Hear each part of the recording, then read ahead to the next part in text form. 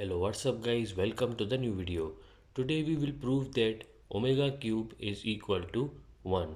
Now we know that the three cube roots of unity are 1 minus 1 plus under root minus 3 divided by 2 and minus 1 minus under root minus 3 divided by 2.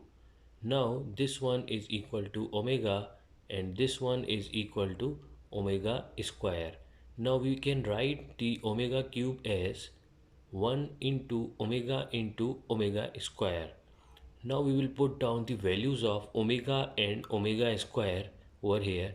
So 1 into the value of omega is minus 1 plus under root minus 3 divided by 2 into the value of omega square is minus 1 minus under root minus 3 divided by 2. Now we know that the formula is a square minus b square is equal to a plus b into a minus b.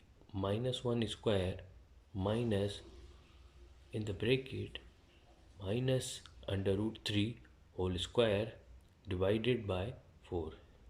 So the square of minus 1 will be equal to 1 minus the square will be cancelled with the root, so minus 3.